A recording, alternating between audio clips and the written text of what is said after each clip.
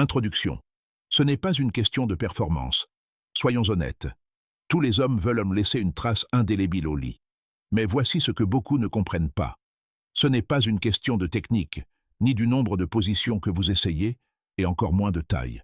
Ce qui fait vraiment la différence, cette intimité qui peut faire pleurer une femme par la suite, ce n'est pas seulement le plaisir. Ces larmes naissent du sentiment d'être véritablement vu, d'être émotionnellement exposé, d'avoir enfin pu se libérer du poids de prétendre qu'elle n'avait pas besoin de tendresse, jusqu'à ce que vous la lui offriez. Beaucoup d'entre vous se concentrent sur l'impression qu'elle a sur son corps, mais vous ignorez la véritable clé qui ouvre son âme. Ce n'est pas une question de dureté ou d'alpha, c'est une question de précision émotionnelle, de calme masculin et de confiance. Et oui, c'est aussi une question de technique, mais pas celle à laquelle vous pensez.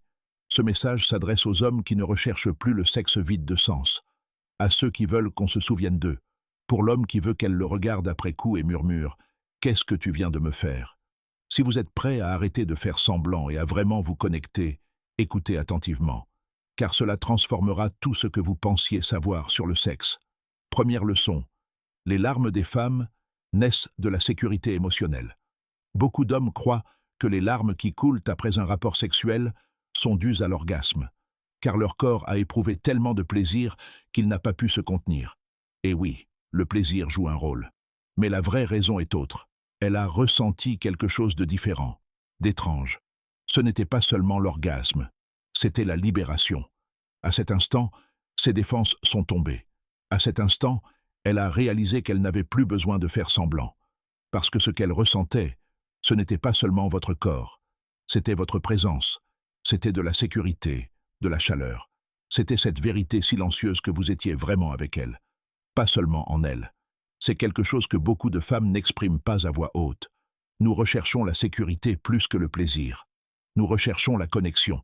Et quand tu nous donnes les deux, on ne sait pas s'il faut rire ou pleurer. Parfois, on fait les deux. Ces larmes ne trahissent pas la faiblesse. Elles expriment le soulagement. Pas pour toi, mais pour ce que tu lui as permis de ressentir. Deuxième leçon. Son corps suit son cœur. Pour une fois, elle n'a pas été touchée par attente. Elle n'a pas été traitée comme un corps à conquérir, mais comme une âme à révéler. Voulez-vous savoir ce qu'il faut à une femme pour vraiment s'abandonner? Pas physiquement, mais émotionnellement. Ce n'est pas une question de rythme ni de mouvement. C'est une question de confiance. Que si elle se confie, ne la ridiculise pas, ne t'enfuis pas, que tu restes. Les femmes portent un lourd fardeau émotionnel. La pression d'être attirante, forte, généreuse, impeccable, sans rien demander en retour. Alors, quand elle rencontre un homme qui n'exige rien, qui ne la bouscule pas, qui reste émotionnellement présent, c'est comme un remède, comme être à la maison. Et ses larmes disent « Je ne savais pas à quel point j'avais besoin de ça. J'ignorais l'existence d'hommes comme toi. » Leçon 3. La vraie présence est le véritable aphrodisiaque. Tous les hommes veulent laisser une trace, mais ceux qui y parviennent vraiment, non seulement ravissent leur corps, mais apaisent aussi leur âme. Et voici la réalité. Vous pouvez essayer d'ouvrir son corps, mais le cœur est à la porte. Vous pensez, si je fais ça bien, si je peux durer assez longtemps.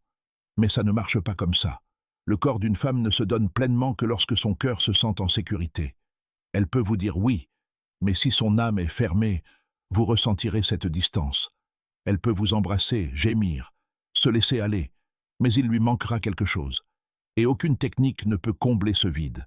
La véritable intimité naît lorsqu'elle se détend, lorsque son système nerveux dit « je lui fais confiance », quand elle cesse d'essayer de ressembler à quelque chose, de se comporter d'une certaine manière, et qu'elle est, tout simplement.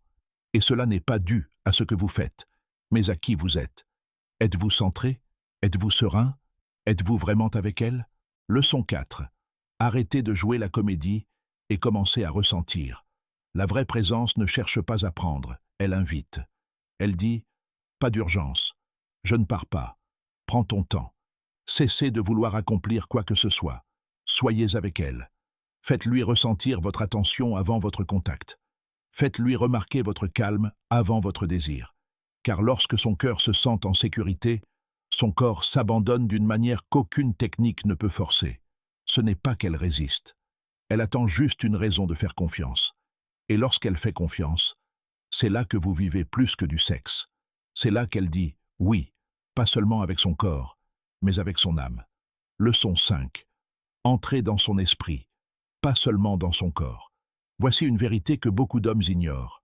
Quand vous êtes avec elle, vous n'êtes pas seulement dans son corps, vous êtes aussi dans son esprit. Et si vous ne savez pas comment exercer ce pouvoir, vous la laisserez encore plus vide qu'avant. Pour elle, le sexe n'est pas seulement physique, c'est mental, c'est émotionnel. Et si vous ne savez pas comment lui parler intérieurement, à ses peurs, ses espoirs, ses blessures, vous ne l'atteindrez jamais pleinement. Elle ne se souvient pas. Oubliez les positions. Souvenez-vous des moments, la façon dont vous l'avez regardé, le tremblement de vos mains, la façon dont vous avez prononcé son nom, comme si c'était vraiment important. Faites-lui sentir plus qu'un corps. Faites-lui sentir désiré. Faites-lui sentir vu, parce que c'est alors que son corps s'ouvre, que les larmes coulent, non pas par surstimulation, mais par une paix immense. Leçon 6. Soyez l'homme avec qui elle se sent en sécurité lorsqu'elle s'effondre. La plupart des hommes aspirent à être désirés, mais peu pensent à être l'homme avec qui une femme peut s'effondrer. Elle a apporté trop de choses, la pression d'être parfaite, d'être indépendante, de n'avoir besoin de personne. Alors, quand vous devenez cet homme, celui avec qui elle peut s'effondrer sans peur, sans jugement, sans que vous essayiez de la réparer, c'est inoubliable. Non pas à cause de ce que vous avez fait, mais à cause de la façon dont vous l'avez soutenue lorsqu'elle s'est effondrée. Dans ce silence sacré, dans ce calme partagé, tu lui as offert quelque chose que personne n'avait osé lui offrir auparavant. Une sécurité émotionnelle, enveloppée d'une présence masculine. Et à cause de cela, elle a pleuré. Une clôture émotionnelle et un appel à l'action. Si cela a touché quelque chose au plus profond de toi, si quelque chose a remué en toi, ne le prends pas comme une simple vidéo. Demande-toi, suis-je cet homme? Et si tu ne l'es pas encore, suis-je prêt à devenir lui? Parce que ce monde n'a pas besoin de plus d'hommes en quête de plaisir. Il a besoin d'hommes prêts à prendre soin des cœurs. Aime ce message. Partage-le avec quelqu'un qui a besoin de l'entendre. Laisse un commentaire. Quelle citation t'a le plus marqué? Qui t'est venue à l'esprit? Et si tu es prêt à aller plus loin, pas seulement pour elle, mais aussi pour toi, abonne-toi. Nous ne sommes pas là pour le superficiel. Nous sommes là pour le vrai, pour le profond, pour ce genre d'intimité qui l'a fait pleurer. Non pas de douleur, mais de paix. À la prochaine. Soyez ferme. Restez doux. Restez fort. Monsieur.